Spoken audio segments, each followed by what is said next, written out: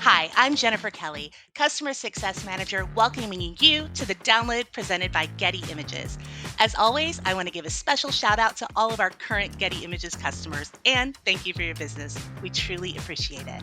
Portions of today's program have been pre recorded, but don't forget to drop your questions below and we'll answer them later in the show.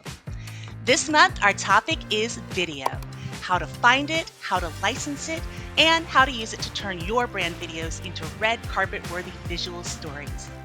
Here to kick things off is Senior Art Director Alwyn Gosford. Thanks, Jen.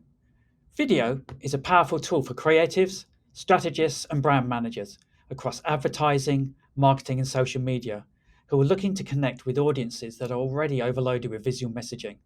And no wonder. Video has proven to be more effective than photos for conveying messages because they incorporate motion and audio, which enhances engagement and comprehension. We have Scott Westby with us, principal of Pluto Pictures in Calgary and editor of choice for many Getty Images video projects. Scott's here to share some visual storytelling techniques and creative process best practices that will help you overcome these barriers and turn your next brand video into a cinematic masterpiece. Hi, Scott. Welcome to the download. Hi, Alwyn. How are you? I'm very good, thank you. So, tell us a little bit about your career in video and what you've been working on recently. Sure. So I started making movies when I was in high school, just little high school video projects, and fell in love with it. Knew right away that's what I wanted to do with my life. And so I've been doing it full time for almost 16 years now. Making all sorts of content, I guess, from anywhere from, a few feature films, web series, short films, documentaries, and then all the way to commercials, corporate videos, launch videos, animation.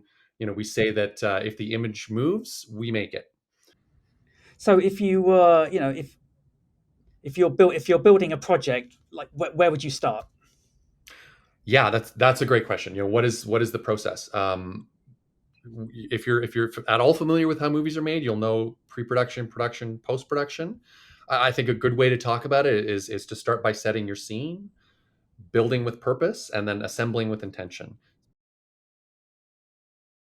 So, yeah, set the scene. Part one. How do we start this? And the first thing that you should do, and this is any storyteller, is who are you telling your story to? Who's your audience, right? So identifying who that person is going to be or people is going to completely transform how you tell your story. An empty nester who is looking to downsize is a totally different audience than Gen Z, Gen Alpha. They're spending 5-6 hours a day on Instagram and TikTok, and so those attention spans are different. The messages that resonate with them are different. The next thing that I like to do, that I don't see all the time, but I think is really important, is creating or determining what I call your North Star. And so we've talked about this before too, Alan. It's like it's this idea of understanding what that central kernel of an idea is for your video. Stories really all they are, and this has been true throughout human history. They're really just vessels that carry a single idea in them. And the stronger and the more focused and the more simple that idea is, the stronger your story is going to be. So for instance, this wildfire documentary that we're filming next week, our North Star is, will I be safe if I visit Alberta?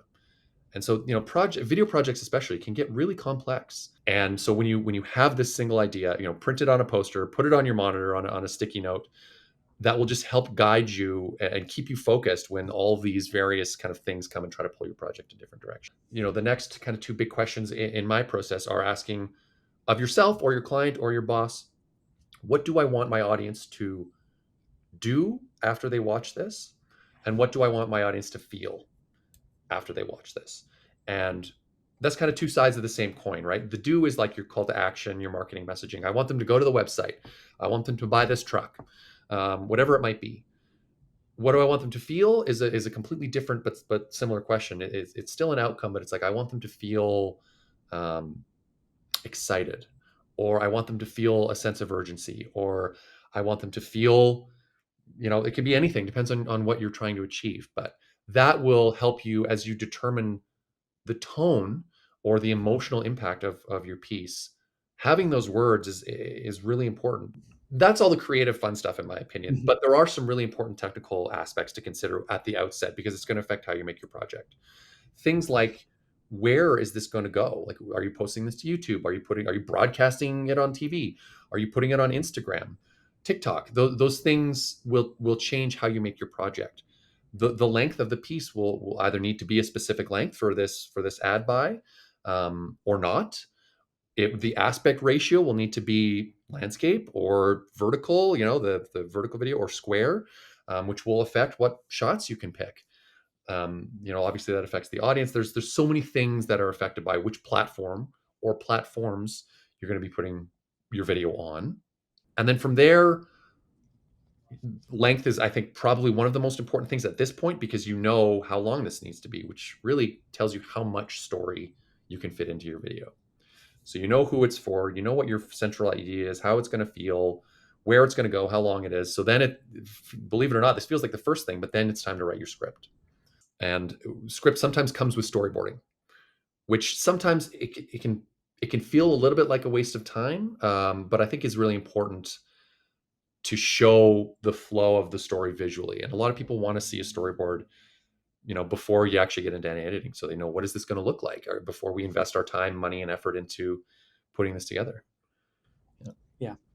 And I think that, particularly these days where, timelines are so compressed, it's so easy to skip on this first section because sometimes it feels like kind of too loose because it's about thinking and feeling, and then it's about kind of the housekeeping things. But I think it's such an important investment in time. People should really give themselves permission to just not do anything and literally just to kind of go through these kind of checkpoints just to make sure they've got all this in their head, in the team's head, before they kind of move on to a next section. Yeah. So now we've got idea. What's the next step? Yeah. So the next is building with purpose. It's the production phase.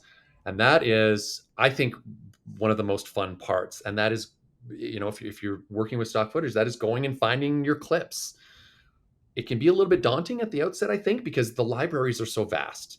But if you have that central idea and you have those storyboards and that script and you know what you're looking for, that becomes an ocean you can fish from, right? It becomes a great resource for you.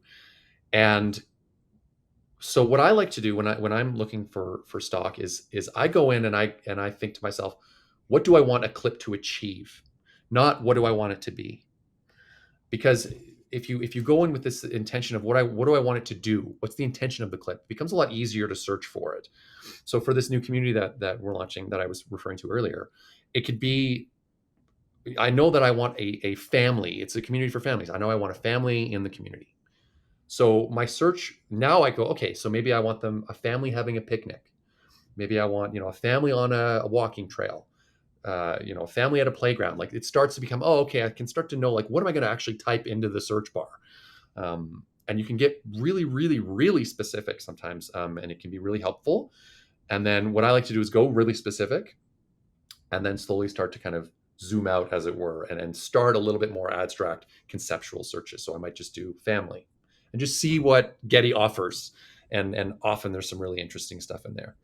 Yeah. So it's, Yeah. I mean, I think that's often what I do, is go for sort of the obvious stuff first, and then as time goes on, go more and more and more lateral. And yes. the Getty site is really well served, I think, for kind of conceptual keywords, because often when we're looking for a subject, we're looking for an underlying concept underneath. So if it's family, it'll be about community or stability or love or Yeah. futures. And if you can start looking at those keywords, it might give you something that is unexpected or really fresh that actually really works well with your story.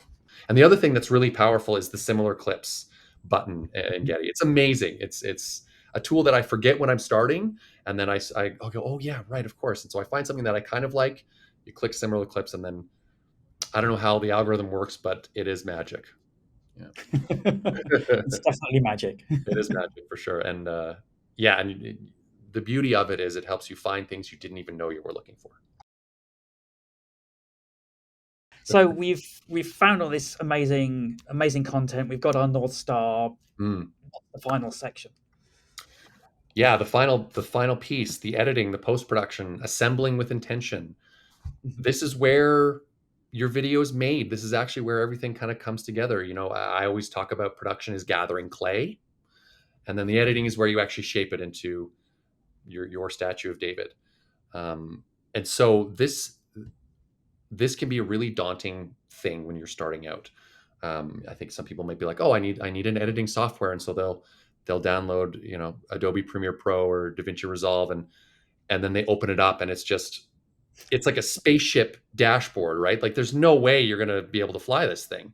Um, but luckily, there are amazing entry level beginner apps that you can use to edit. There's CapCut, there's Canva, which is awesome, and there are great, just accessible ways for people who are just starting out to cut something together, and you can make amazing things on those. I'm going to lose my job because everybody can can be an editor soon, which is awesome, and it will just help you get started and create something that you can share with your audience really quickly and really easily. Yeah, and it can help you because at some point you're going to come across a project where you're like, this is not for me. I need to bring in the professionals. Right, then you'll know for sure. Yeah, absolutely right. It's like plumbing. If you've got a leak, maybe sometimes you can fix it yourself. However, that would happen with some sort of wrench, I think.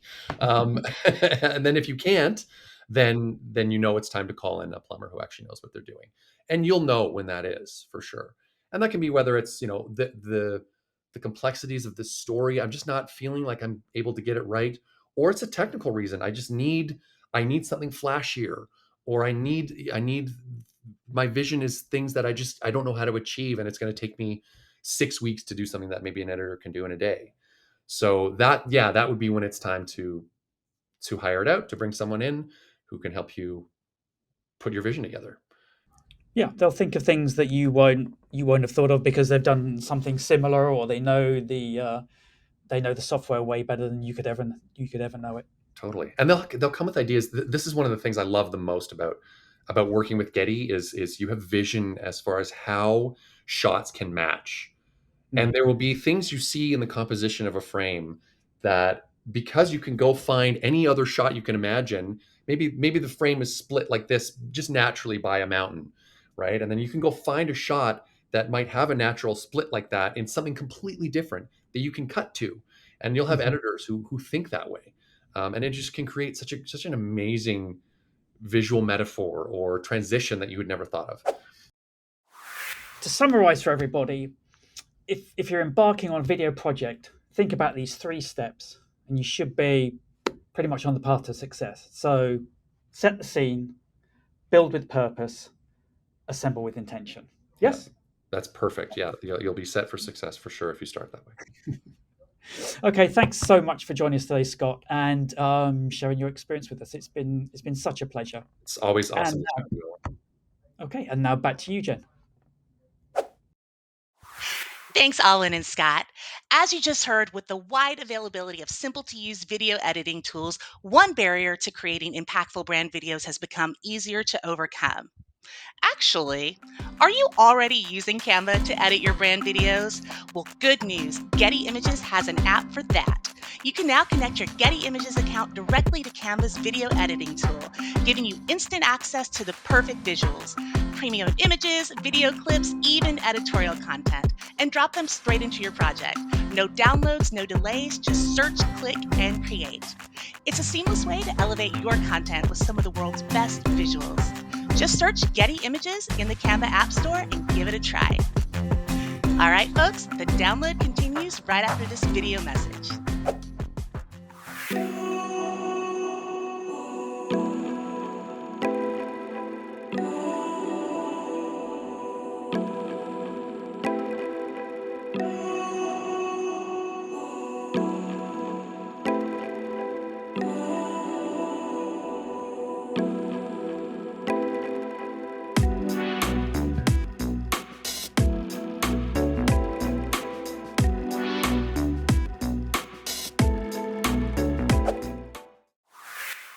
Now that you've seen some ways to approach creating your videos, we're going to show you how to find the clips you need to make it happen. Up next, how to search for video. Pro tips straight from our research team. Check it out. So my name's Sonia, and I head up the research team in the European region at Getty Images, and we're part of the global research team. I'm going to help you find some video from Getty, which will really help to elevate your production. So let's say I'm working on a corporate film for a travel company, and I want to use video to convey the ease and safety of travel associated with that company's brand.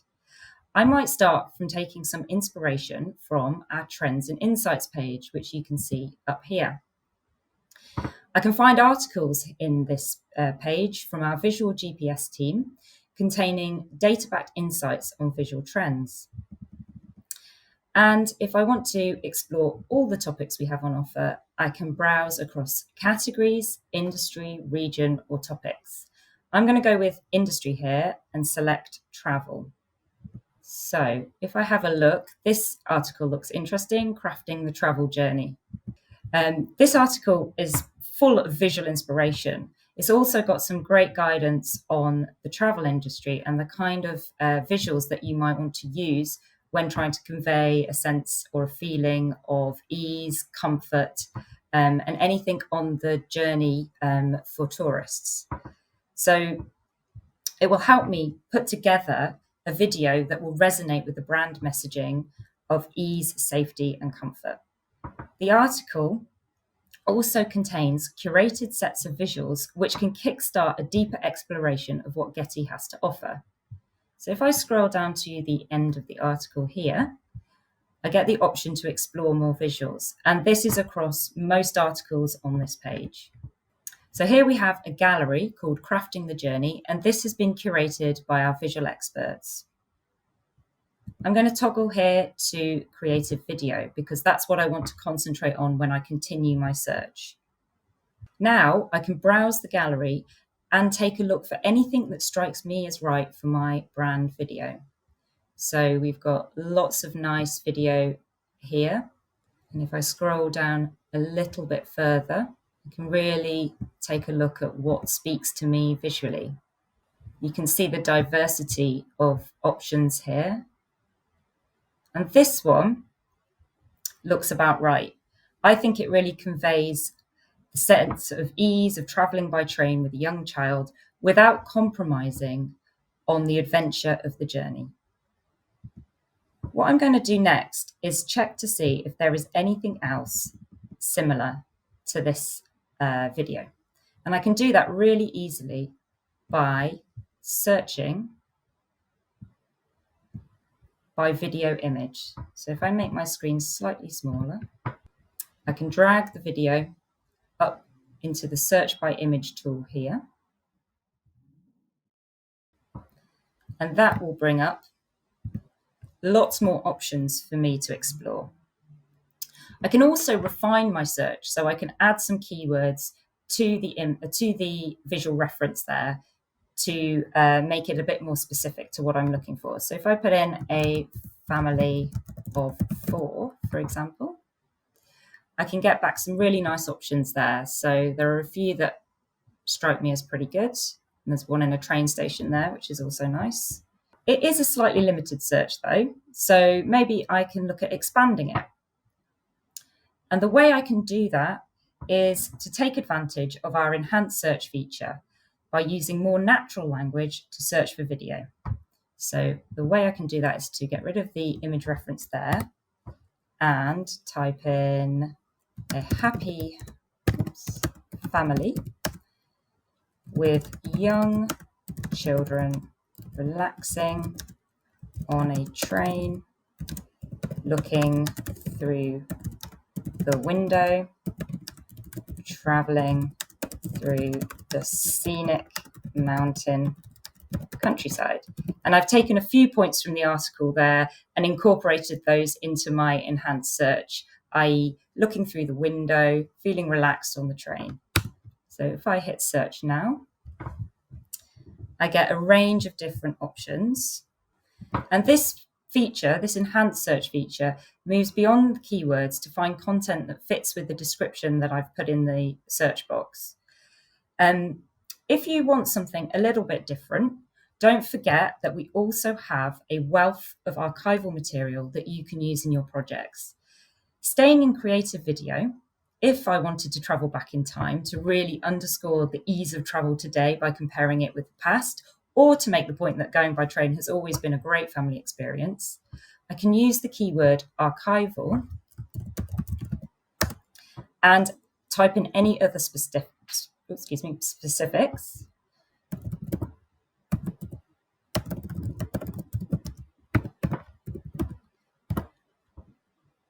to bring back a fantastic range of material available for licensing. And here's a great one. Don't forget that our editorial collections are also a great source of general views, establishers, and other contextual material. So with over 300 partners, including NBC, BBC, and ITN, we've got a vast archive of great material ranging from footage captured today to films from the earliest days of cinema. If I wanted something a bit more specific for my travel video, say a Paris street scene from the late 1960s, I can toggle into editorial video. And here we can see some very contemporary versions of that search. But I want to restrict it to the late 60s. So I can do that by using a custom date range filter. And what I'm doing here is just selecting the dates that I want to look at. So 1960s, and I'm going to go from the end of 1965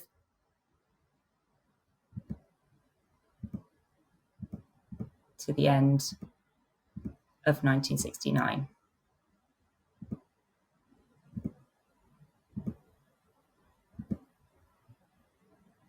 And here we've got some fantastic editorial content, general views, some great fashions, and all sorts of things that look at Paris in the 1960s. Finding the perfect video clips for your project can make the difference between just creating content and delivering a message that sticks. Now we'll show you how one client created an impactful short film with videos from the Getty Images archive. Thank you, Jennifer. And hi, everyone. My name is Pierre-Antoine Trossat, and I'm Senior Project Manager, Rights and Clearance at Getty Images. Archival content always brings authenticity and allows visual communication to be accurate and factual. This content makes for a powerful testimony of the human experience. And that's what we are going to talk about today with our guests from Oxfam, Aliyah Al-Khatib, Head of Creative and Storytelling, and Matt Parker, Digital Designer. Hey, Aliyah. Hey, Matt. Thanks for joining us today on The Download. Thanks for inviting us. It's great to be here. Thank you. Hello. Thank you, guys. We work with Matt and Aliyah on a fantastic film around fast fashion and sustainability for their Secondhand September campaign. First question, maybe for you, Aliyah. Can you tell us about Oxfam and what your mission is? Yeah, absolutely. So Oxfam as an organisation has been around since 1942. So ever since that point and the decades after, right up until today, we've kind of done two things as an organisation.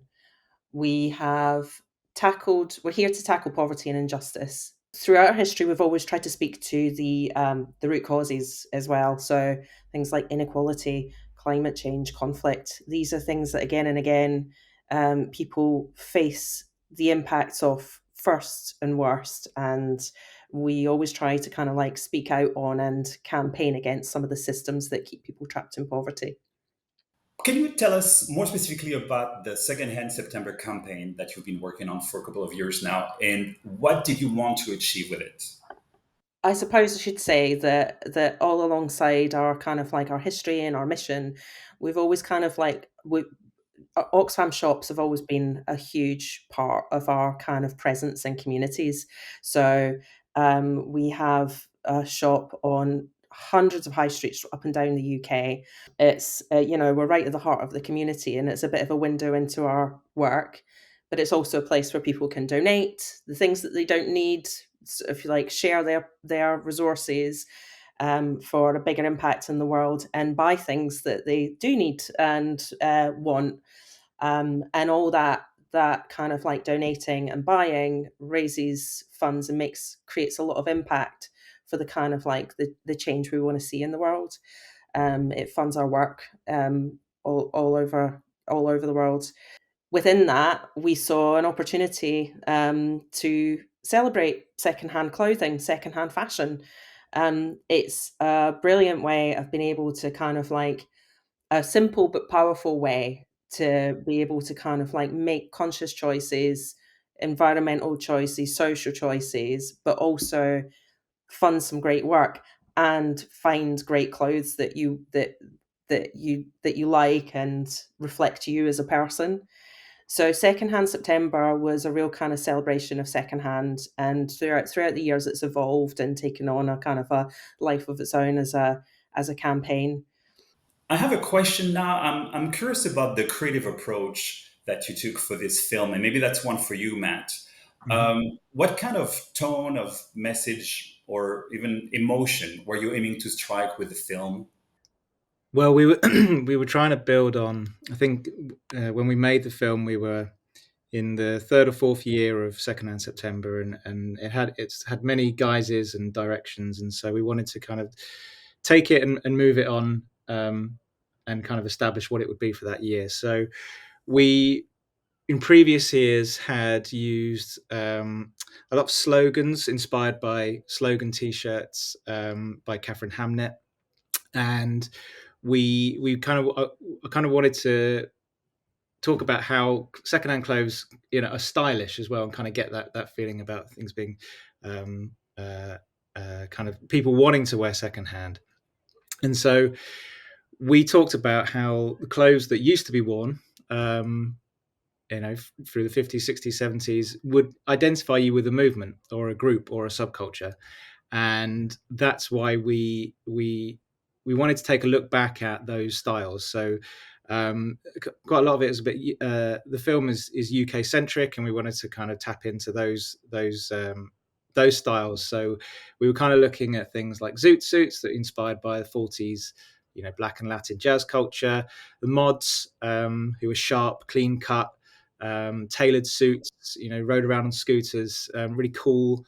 And that was a kind of 60s rebellion. So we wanted to kind of capture those feelings and what people used to wear before to identify themselves with those movements, but also really think about what is our subculture today, what is our movement today, and what would you be as a kind of climate conscious activist, maybe looking for climate justice.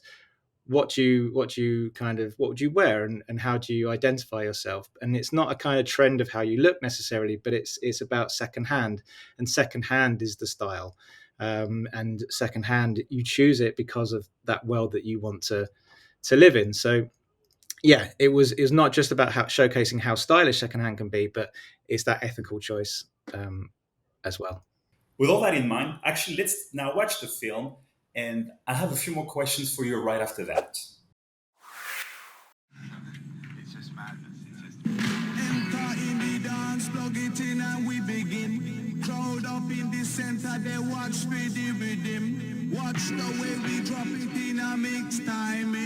Rise and amplifying when we come in with the swing. Just following the pattern, naturally harmonizing. Climb into position with synchronized it. Live from outer ghetto, we maximize it. Sound of the groove, Armada, we super styling. Sometime, can you feel the pressure does unwind? Sometime, and through the day and through the night. Sometime, you can make a pressure does unwind. Sometime.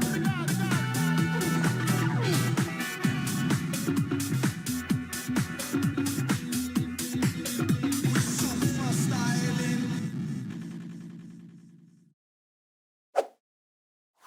What a great film, and I love the music track.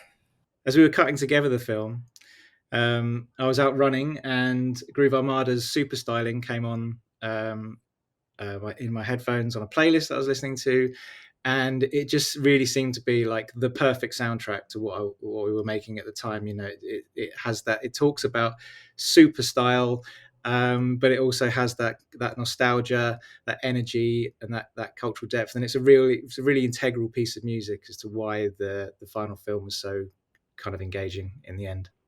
I was curious about how you decided to use archival footage rather than shoot new content for this campaign. Really, because we wanted to tap into those styles and feelings of 60s, 70s, and 80s and 90s, and etc. Using archive footage really gives that authenticity and that hysterical depth, and captures that energy in the time and in the moment that I maybe recreating the styles maybe wouldn't have had. And it also reflects the kind of ethos of the campaign. It's reusing content in the same way that it's secondhand clothes, it's secondhand footage. So it really kind of ties into that really well, and it's just a really creative solution to do that. I have to say, your selection of footage works so well with the message, and the whole editing is so great. So it leads me to the next question, which is, how did you go about finding that right archival material we see in the film? And also, what stood out about the Getty Images library? It was really easy to kind of go into the library and use the search function to just start looking at 60s fashion, 70s fashion, 80s fashion, 90s fashion, and within that, as you start searching, you can start to identify subcultures within it, that some that I didn't even know about. And like you said just then, I learned a lot about UK fashion history through the decades just based off of searching through this. And I mean, Ali has got a much better knowledge of it than I do, but it was just really, really fascinating to kind of go through that. And it also allowed us to make sure that the clips we were using were from the UK. Not always identifiable that it is, but the captions within Getty always would say, this was in London, or this was wherever, and you could kind of always root it in where you wanted it to be from. And that, in fact, that was really a really key part of why I could use it, because you had that provenance of where it came from, and it kind of being able to search through such a kind of deep, rich library. You can really tell that cross-generational story through the footage. I'm curious about the impact of the final creative, and how did people respond to it? We did want to kind of galvanize people around our campaign, and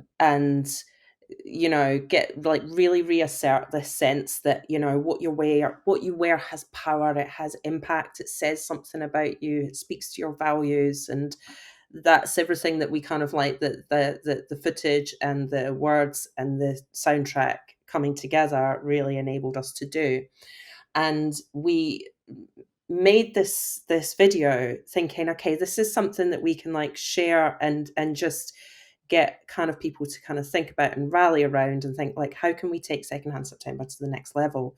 And it did that. It really did that. But I think the more and more people saw it, certainly more of our colleagues saw it at Oxfam, the more it kind of like they saw the potential for kind of for other uses. So being able to kind of use that video to, that as a hero piece to launch Secondhand September again for another year, digitally through our digital channels, but also, think about its impact and its energy. And like my favorite use of the video was at London Fashion Week. We're fortunate enough to be able to have a fashion show at London Fashion Week where we can celebrate and showcase the excellence of secondhand clothing and show what it's about, show like really kind of like celebrate all the kind of amazing looks, but also what those kind of conscious choices can do,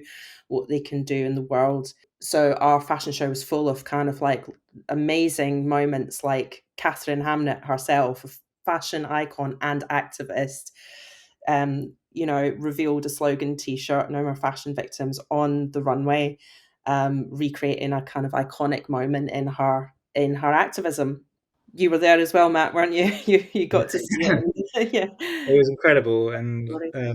as a result of it, Groove Armada DJ'd the fashion show and agreed to do that, which was just amazing. They'd allowed us to use the song for free through our colleague Kind's incredible work in securing the rights to do that, but also managed to get them to come along and play a set, and so I got to meet Groove Armada.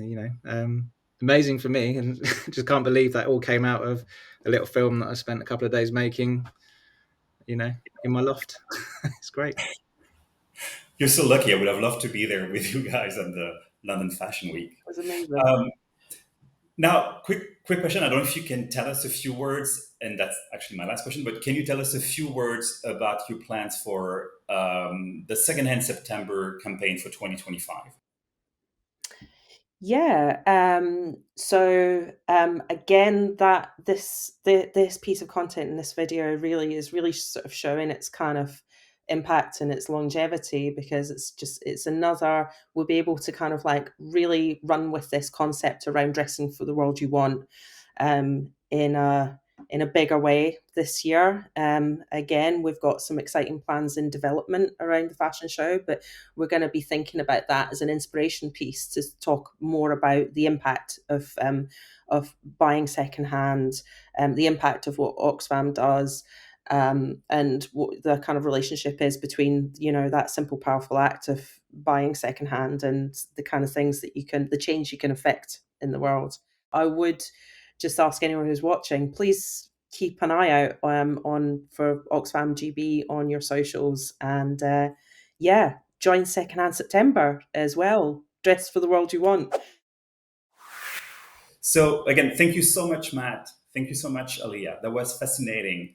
And it's always great for us to see the impact real editorial images can have on an audience. And in this case, how you managed to turn that message into an impactful film around sustainability. Just as a conclusion, I'll say that the rights and clearance team at Getty Images help secure the rights you need to use editorial and unreleased content. We can obtain the rights to include famous faces, landmarks, properties, trademarks, copyrights in your campaigns. And we can quickly clear all the rights you need for your commercial projects, giving you the space to tell your story on your terms.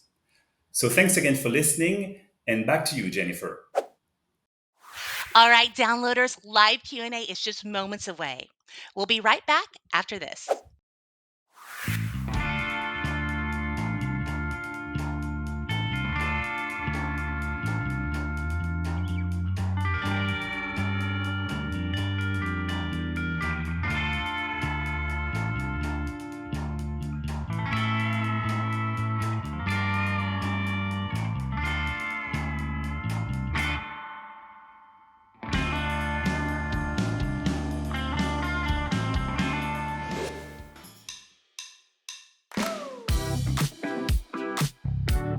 Downloaders, and welcome to today's live Q&A session. Joining me now are Alwyn, Scott, Sonia, Pierre, yet another Scott, and Sal, here to answer all your questions about video, search, rights and clearances, and the Getty Images Archive. Already see a few questions popping in, so let's get right to it. Question one. This one is for one of the Scotts, it looks like, and then maybe Sal can assist as well. Do you offer other video clips that are not shown on your website? That is a great question. So online, you will have access to all of our partners and collections like Universal Studios, Sony Pictures, Lighthouse Films, and BBC Motion Gallery. But we also offer an incredible number of offline clips from BBC Motion Gallery and NBC News as well. I'll let Salvador explain further, as this is his specialty. Thanks so much, Scott. Appreciate it. So Getty Images has exclusive partnerships with BBC and NBC News, granting access to offline broadcast archives, historical and contemporary footage not readily available on the public-facing website. Here's what sets these archives apart. Number one, access to full broadcast programs. Beyond curated clips online, Getty offers screener copies of full-length broadcasts from BBC and NBC News archives. 2, rare and unseen content. The archives include well-preserved film collections, quite rich in historical value.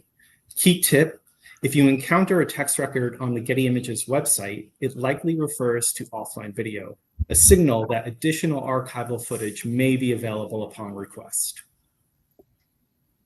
Great, guys. Yeah, lots of partnerships. If you're ever unsure, just check with your rep and we'll be able to direct you to someone who can help. Have another FAQ here. Could you give some more examples of visual language? Examples, how do some other types of shots work in a story? Scott, I'm going to throw that one to you, and maybe Sure. Alden, you can step in as well. Yeah, I love that question. Film is a language, and I think we all grow up hearing it and seeing it, but to speak it is an entirely different thing. And so, understanding what different shots do psychologically can help us kind of work that muscle. Yeah, some examples would be a close-up, for instance. It's a lot like body language, right? So a close-up is very intimate, very, very tight, and we feel like we're in that moment with that person or that object. Whereas a wide shot creates something called critical distance. We're observing, we're from afar, we're able to think a little more clearly. Wide shots are also really powerful to establish a location, which is one of those like nuts and bolts things that can be really important to just helping our audience understand where we are. Where is this story take place? What else? Time lapses are great tools to use that give a sense of transformation or a sense of scale. If we're talking about society and people at work, time lapses can really help with that. Or just seeing the world in a different kind of way that maybe we're not used to. There's a great image of someone doing a backflip on the Getty website. That's quite popular for a reason, because it just looks really cool in time lapse. Alwyn, what else am I missing here? Yeah, and there's so much content on the site. Often, if you want to show passing of time, we have the same locations in different seasons. So it means you can do winter when you're putting together a project in the middle of summer. And also, I think finally, let's not forget about music. Music can also add to visual language. It can help emphasize the concepts that you're trying to show with the visual medium. Totally. You tell your audience how to feel with the song, right? What should I be feeling when I see this? The music will kind of teach them that. Yeah, I always see that when I'm watching my shows with the closed captioning, ominous music or suspenseful music. So it's definitely evokes emotion. Reminder, everyone, we are taking live Q&A, so just drop your questions in the Q&A box below, and we'll continue on with some of our FAQs that we often get. Next question, I'm going to throw this to Scott Rosen, the other Scott, as we call him here at Getty. How does our company or our clients, how do our clients get access to Getty's research team for projects?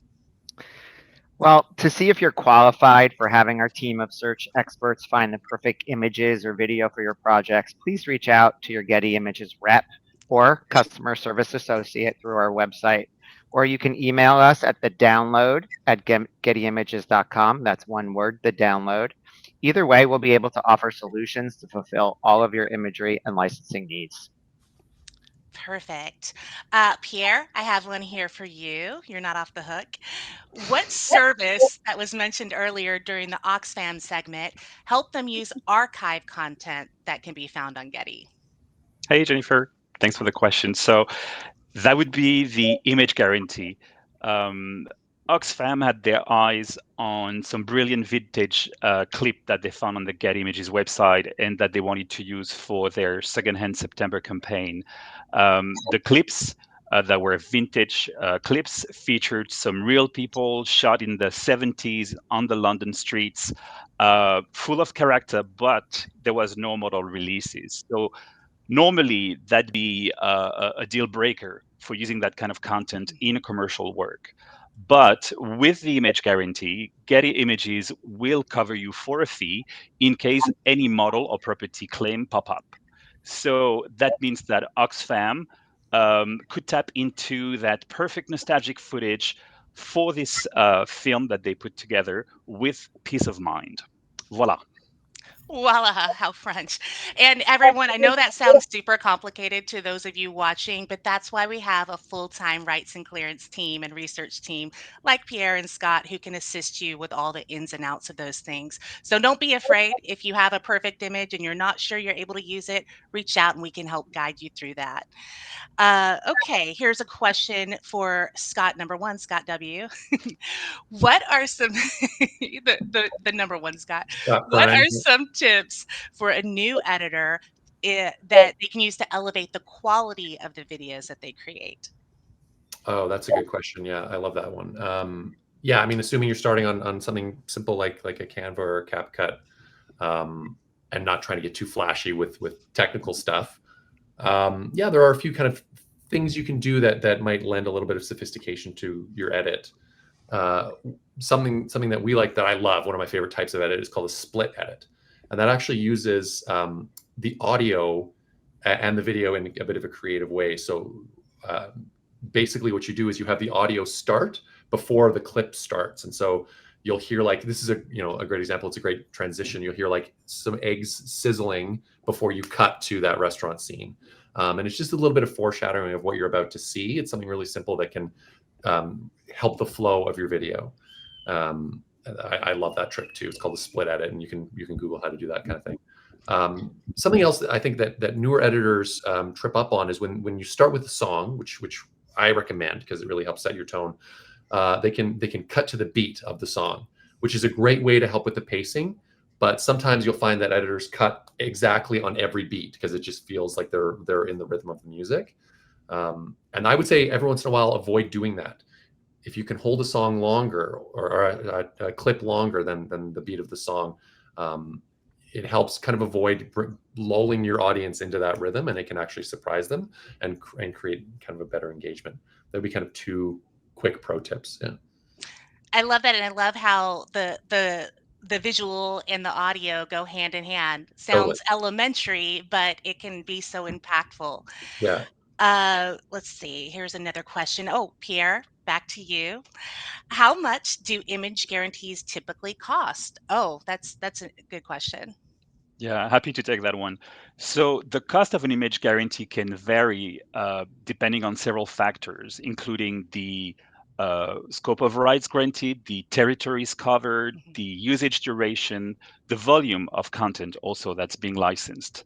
So for example, for a global campaign with broad usages rights, well, that will carry, obviously, the image guarantee will carry a higher fee than for a limited regional campaign. So just keep in mind that each project is bespoke in terms of fees for the image guarantees and require a review by the rights and clearance team. So if you consider using some editorial or archival content for commercial projects, just don't hesitate to reach out to your sales representative at Getty Images, and they'll be happy to help you, as always. Yeah, and again, very complicated, no cookie cutter answer. So that's why we're here to help guide you through it. Scott Rosen, I have a live question here for you. I make videos for a specific state. Sometimes I find videos that I'm not sure are accurately labeled, and they might actually be in a different state. How accurate are the locations in the video descriptions, and who writes those? Another great question. So these are generally written by the contributors, the videographers who are submitting these assets to Getty Images. However, we do have a very thorough internal vetting process. But to ensure the information is accurate, please contact our customer service team to check on the releases. This is if you really need to make sure that what you're putting out there fits what you need. They will be happy to assist to make sure you feel confident in using the video in your project. Perfect. And fun tip for all of you out there, there is a filter in the search filters that you can specify location. So that's a good way to start if you're looking for very region specific content. Nice one, Jen. You're going to take Scott number two's job, aren't you? I'm trying. Sonia, I have one here for you. Let's see. On lower budget projects where we have up to 100% stock, sometimes it can look too stock. That's a phrase we hear a lot, kind of stocky. Do you have any advice on how to make it feel more custom with working when working with so much stock imagery? Yeah, sure. So we have a huge variety of styles on our site, and there are a few different ways that you can use our search to find the right visuals for your project. So, for example, you could use the image to image function to upload an example of something that you like, and then search for similar on Getty's site. And if you do find something you like, what I would encourage you to do is take a look at the keywords associated with that video, build those into your search. If you like the look of a particular videographer's work, you can click through on their credit line. And that means you can then explore more of their content to see what else they've done. And then obviously, if you look below the asset, if you go into an asset and you look below that, you may see the same series carousel underneath there, and you can get different takes from the same shoot to build a kind of more cinematic look. I don't know if Alwyn and Scott want to add anything to that. I think I'd go back to what Scott and I were talking about earlier, which is try some conceptual searches, because often that throws up really, really fresh looking content. So we're talking about families and love. We'll just try putting in love and see what comes out. That might give you something really unexpected and lift it away from looking too stocky. One thing that has resonated with my clients is just the keyword authentic, or the key phrase real people, to bring up people that don't look so model-esque or what we stereotypically think of as models, just more real people, or a candid is a good keyword as well. Let's see. Jennifer, another Yes. Scott number 2 again. You can also try not looking at camera, because sometimes when models are looking away, there's another level of authenticity there than if they're posing in front of the camera with their eyes right on. That's a good tip. I didn't know that one. See, your job is safe for now, Yeah. Scott Rosen. Okay, here's one. I think I can answer this one, actually. Do you have a sound effects library? Well, why, yes, we do. If you are a premium access subscriber, we can include music and sound effects within your plan. So like Scott W was saying, they go hand in hand. Video and music, you're going to need something to set that mood other than the visual. So reach out to your rep if that's something that could benefit you, and we can talk about adding that into your plan. Let's see. Oh, Sonia, I got another one here for you. With the example that you showed on screen, is there a way to search for all the clips with the same woman and child so that I can build a scene with the same characters? Okay, so again, I would use the same techniques. I would use that particular image or video, put it in the image search, and you'll find that it brings back people who look very similar. And again, click through on that videographer's line, put in similar keywords associated with that asset, because that's going to bring back more from the same shoot. You can look at same series, but there may be others featuring that same model if that videographer has worked with her on a different project. So worth going into the videographer's collection and trying to spot her in there. So there are a number of ways, and obviously if you do want to reach out for research, if you qualify for research services, we can also help. It feels like this is a good time to also just mention that we do have a custom content service that may be a good fit for occasions like this. If you're looking for something very specific, you have a creative brief, we can outsource that, or I guess insource it, since there are Getty photographers, and they can turn that around for you within a few weeks. Thanks, Sonia. Let's see. Jennifer, you should be in sales. You think? Tell my manager that. Just kidding. I will. Okay, I have another one for Scott W, Scott number 1. Do you have any advice on how to use a storyboard to streamline the process when you're searching for stock footage? Yeah, that's a great question. Storyboarding itself kind of is streamlining the process, I think. It can be when you first open up, you go to Getty. I think if you don't have an idea of what specifically you need for shots, you can get lost so quickly. And so the idea of storyboarding, I think, is you're creating your video without knowing what's available to you. And so you're basically creating a custom bespoke story. And then it just becomes a matter of going, image by image and going, okay, this one's a close up of, a person on a beach. So you might go in and type that up. It helps you, I think, use your imagination before you go looking for assets. And storyboarding does not have to be, it doesn't have to look good. In fact, most of them look awful because, like for me, I can't draw. And so it's stick figures, all the way. And that's totally fine because it helps you at least get a sense of the geography of a shot, the composition, and how it works with the shots that surround it. So you might, if you see if you see in a storyboard 3 different close-ups, you might instantly recognize, oh, there's something a little weird about that. What is it? Before you go searching for those clips to use. So yeah, just the practice itself, I think, is the streamline. Perfect. Thanks, Scott. Looks like we have time for one last question about premium access, so I can take that one. How much does it cost to subscribe or otherwise access these Getty Images tools, please? Well, just like Pierre said about image guarantees, there is no cookie cutter answer. Basically, the subscription plans are based on 3 variables. It's volume, the legal rights and coverage that you need, and the type of content and quality of content needed, and whether that's creative or editorial content. So just reach out to your Getty Images representative, me or one of my colleagues, and we'll be happy to review your needs in detail and recommend the perfect plan for you. And you'll almost always save more with a subscription than licensing a la carte. All right, so that is our show for today. I want to thank everyone for submitting your questions, and answers to anything we didn't get to from the live questions will be followed up within the next week. Thanks to our amazing panel, all the Scotts, Scott number 1, Scott number 2, Alwyn, Sonia, Pierre, and Sal. And as a reminder, you can catch all past episodes of the Download on demand on our dedicated show page. If you have questions about premium access, video, music, research, the archive, or anything else, contact your Getty Images representative or email us at thedownload@gettyimages.com. As you exit today's session, you'll be asked to answer a few brief poll questions. So please take a moment and let us know how you liked today's program, how useful it was, and what kind of topics you'd like to see us cover on future episodes. Thank you once again for being a Getty Images customer. We truly appreciate your business. I've been your host, Jennifer Kelly, and we'll see you next time on The Download.